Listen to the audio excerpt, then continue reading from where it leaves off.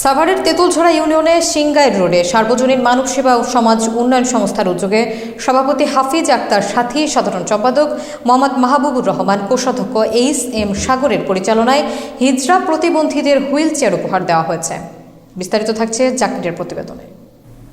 উক্ত অনুষ্ঠানে প্রধান অতিথি হিসেবে উপস্থিত ছিলেন সাভার উপজেলা সমাজসেবা কর্মকর্তা কে.এম. শহীদুজ্জামান, দোহার উপজেলা সমাজসেবা কর্মকর্তা মোহাম্মদ ফখরুল আশরাফ, শহর সমাজসেবা কার্যালয় ৬ মোহাম্মদপুর সমাজসেবা কর্মকর্তা মোহাম্মদ শিবলীজ্জামান।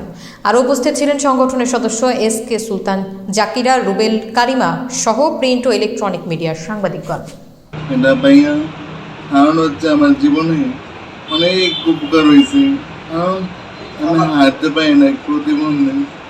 আর হচ্ছে শিউলি আপাকে আমার ধন্য যে আমাকে এটা দিয়েছে, তার জন্য আমার দোয়া আর ভালোবাসা রইল।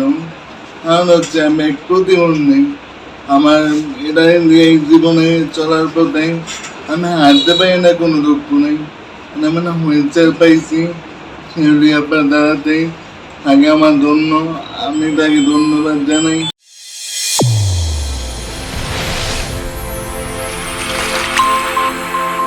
চ্যানেল A1 হৃদয়ের স্পন্দন।